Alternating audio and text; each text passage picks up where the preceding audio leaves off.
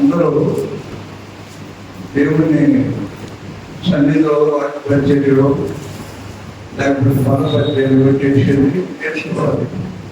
ఎలాగైనా కూర్చోవడం పోవడం కాకుండా విధాన్ని బట్టి మేము కూడా చిన్న గురించి కూర్చొని వాళ్ళు చెప్పేది ఇంట్లో చెప్పేది రాసుకుంటూ మరి ఏదో వాళ్ళు చేసేది నేర్చుకున్నాం. అక్కడ మీరు కూడా ఆ తర్వాత మీరు సంఘాన్ని నడిపించేదానికి సిద్ధపడాలి. తర్వాత పట్టణ గ్రంథం 5వ అధ్యాయం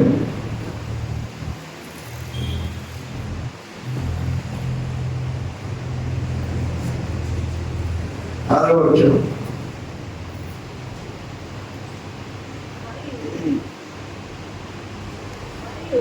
సింహాసనమునకు ఆ 4 చెవులకు మైక్ పట్టుకోవాలి. మైక్ చదివేవాడు కానీ మరియు సింహాసనమునకు ఆ 4 జీవులకును పెద్దలకును వచ్చెను. వధింపబడినట్లుండిన గొర్రె పిల్ల నిలిచి ఉండుట చూచితిని. ఆ గొర్రె పిల్లకు ఇక్కడ వధింపబడినటువంటి గొర్రె పిల్ల, ఈ గొర్రె పిల్ల లోక పాపములు మోసుకొని పోయే గొర్రె పిల్ల. అందుకనే యోహాను సువార్తలో కూడా మొదటి అధ్యాయం, యోహాను సువార్త మొదటి అధ్యాయం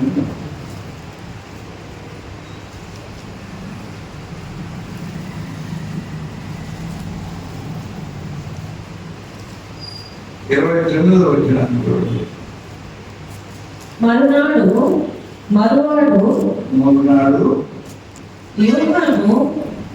మరునాడు యోహాను యేసు తన యొద్దకు రాగా చూచి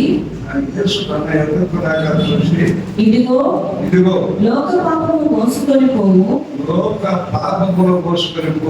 దేవుని గొర్రె పిల్ల.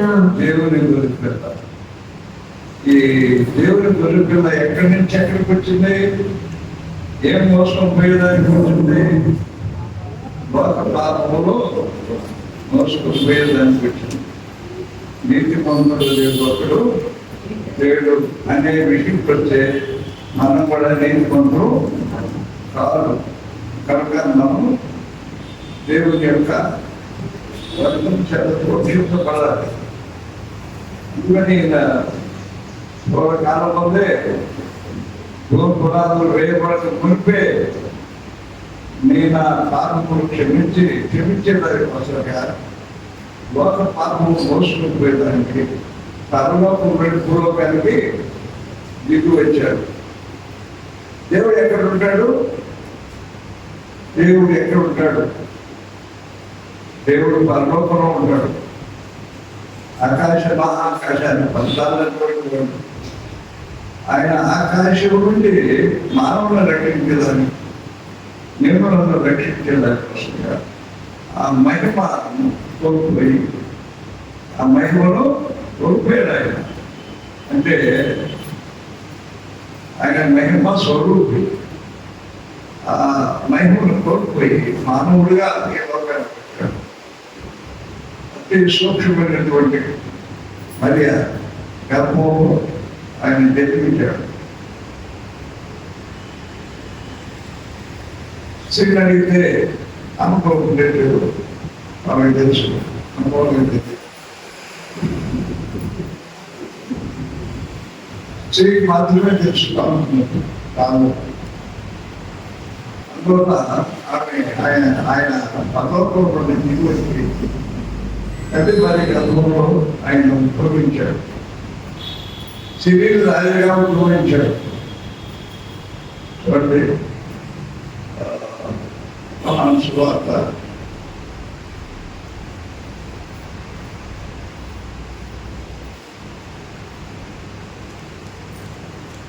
6వ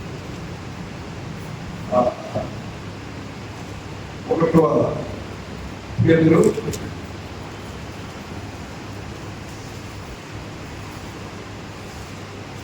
1:15 తిమోతికి రాసిన పత్రిక 1:15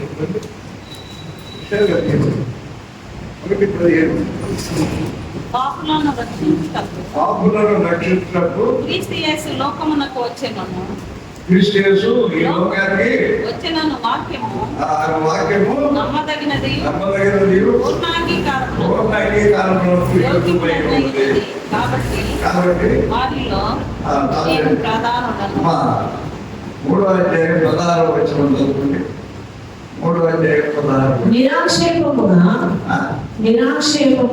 నిరాక్షేపముగా దైవభక్తిని కూర్చిన మర్మము గొప్పదై ఉన్నది. ఆయన సశరీరుడుగా ప్రత్యక్షుడాయను. ఆత్మ విషయమున నీతిపరుడని తీర్పు నొందెను. దేవదూతలకు కనపడెను. రక్షకుడని జనములలో ప్రకటింపబడెను. రక్షకుడే మానవుడికి అవసరమైంది. అందుకనే ఆయన పావులను రక్షించడానికి కోసం ఆయన పరలోకాన్ని నుంచి భూలోకానికి వచ్చాడు. శరీరధారిగా వచ్చాడు. శరీరధారిగా రక్త మాంసములు కలిగిన వాడుగా. దేవుడికి రక్త మాంసములు ఎన్నడూ ఉన్నప్పుడు శరీరధారిగా ఈ లోకానికి వచ్చాడు. మన శరీరధారం కాబట్టి ఈ శరీరంతో పాపం చేశాను కనుక ఈ శరీరాన్ని పవిత్రపరిచేదాని కోసంగా శరీరధారిగానే ఈ లోకానికి ఎంత ప్రేమ కలిగిన వాడు, ఎంత ప్రేమ కలిగిన వాడు దేవుడు. నేను చేసిన పాపను క్షమించేదాని కోసంగా ఆయన పాదుగా ఈ లోకానికి పెట్టాడు. పాదుగా అంటే శరీరధారిగా ఈ లోకానికి పెట్టాడు. అంటే అది పుత్రం. మరి అది కూడా దావీదు చెప్పాడు, నా తల్లి కాలంలో నేను భాగంగానే ఉంటాను. నా తల్లి నన్ను ఆత్మలోనే జీవించింది. కాబట్టి నేను పవిత్రం కావాలి. ఏ మానవుడు పవిత్రం కావాలి. ఎందుకు కాదంటే శరీరమే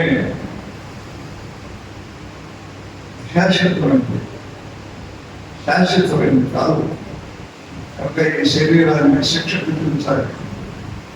శరీరానికి శిక్ష విధించాలంటే ఒక నీతి పంపిణీ శిక్ష విధించాలి, కానీ పాపకి శిక్ష విధించేదానికి వీల్లేదు. అమ్మ నీతి పంపిణీ దేవుడే అనీతి పంపిణీ మనుషులను రక్షించడానికి లోకానికి వస్తారు. అందుకని యోహాను సువార్తలో మరి 1:29 వచనంలో ఈ మాట రాయబడి ఉంది. చదువుమా 21:29. మరునాడు యోహాను యేసు తన ఎదుట రాగా చూసి ఇదిగో లోక పాపమును మోసుకొని పో. నేను బైక్ పెట్టుకొని చదువుమన్నా. చదివేవాడు బైక్ పెట్టుకోవాలా? బైక్ లేవా? ఏంటంటే మరునాడు యోహాను యేసు తన ఎదుటకు రాగా చూసి ఇదిగో లోక పాపమును మోసుకొని పో దేవుని గొర్రె పిల్ల. ఎన్నో వచ్చిన 1:29. 1:29 నాకుంటే 1:30. మరునాడు మరియు యోహాను సాక్ష్యమిచ్చుచు ఆత్మ పౌరం వల్లే ఆకాశం నుండి దిగి వచ్చి బతికించుతుంది. ఆ ఆత్మ ఆయన మీద నిలిచాను. నేను ఆయన ఎరుగునైతేని గాని నేలలో బాప్తిసం ఇచ్చుటకు నన్ను పంపిన వాడు నీవెవరి మీద ఆత్మ దిగి దిగి వచ్చి పిలిచిటో ఆయనే పరిశుద్ధాత్మలో బాప్తిసం ఇచ్చువాడని నాతో చెప్పాను.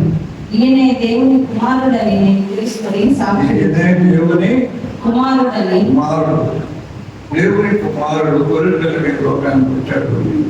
ఈ గొర్రెపిల్ల పవిత్రమైంది, అది నిర్దోషమైంది, నిష్కల్మకమైంది, పాపంలో చెరగ ప్రత్యేకంగా జీవించినటువంటి గొర్రెపిల్ల. ఈ గొర్రెపిల్లని పాపం కోసుకోవడానికి ఈ లోకానికి వచ్చాడు. కాబట్టి లోకంలో ఉండేది అందరూ పాపలే, అందరూ పాపలే.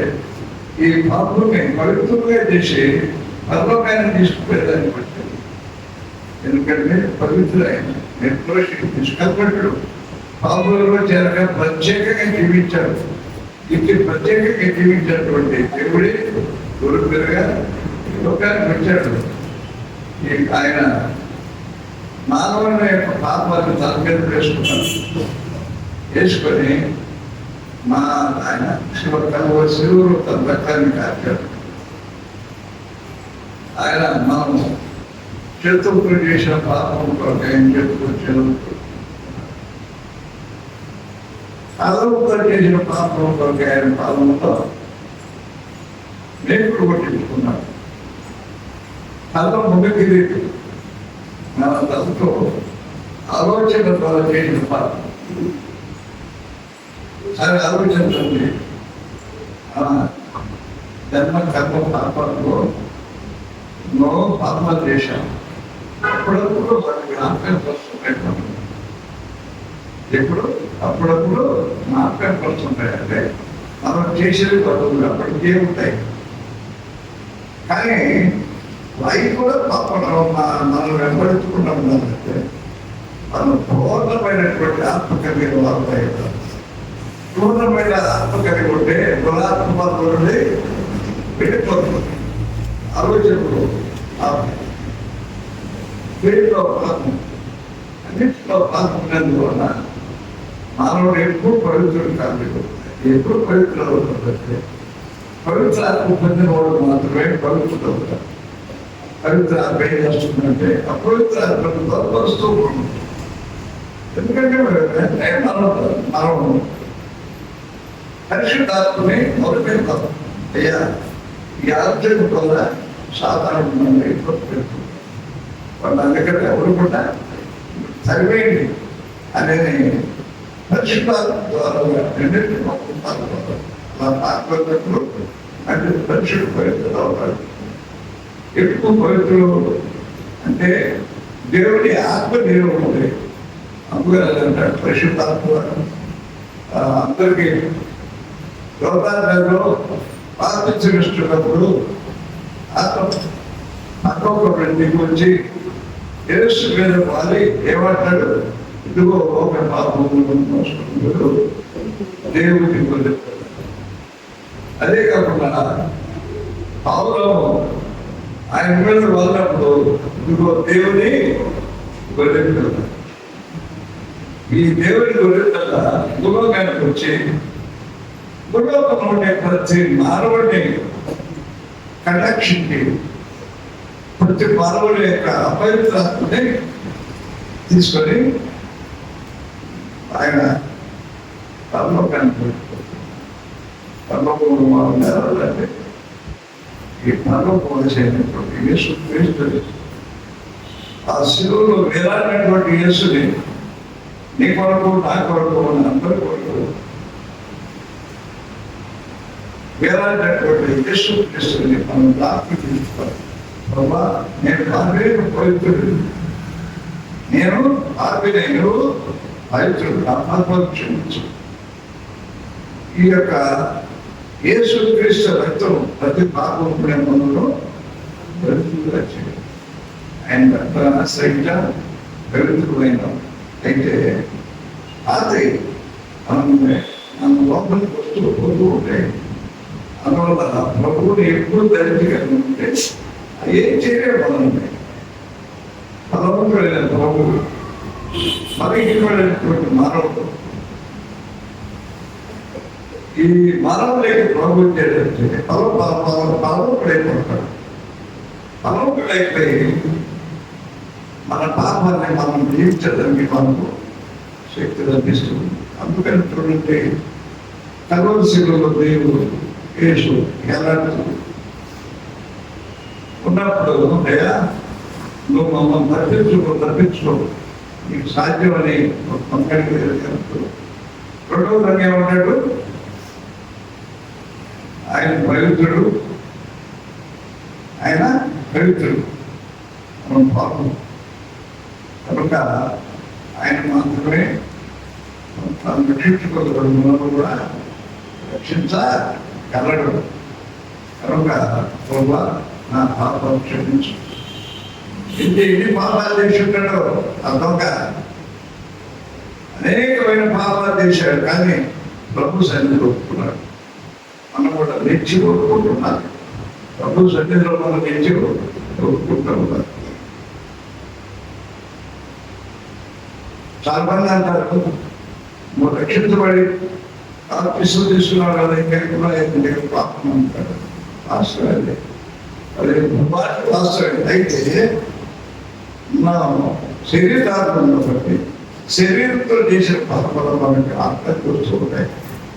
ఈ వస్తువులు ఉన్నటువంటి వాటిని వెంటనే మనం ప్రభుత్వంలో తప్పవుతున్నటువంటి ఆత్మ ప్రభావ నేను క్షమించలేను, అలాగే క్షమించాలంటే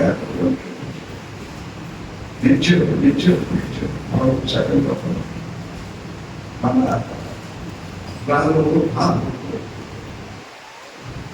క్షమించుకోవాలంటే నిత్యం ఆయన దేవుడి వాక్యం తీర్చుకుంటారు.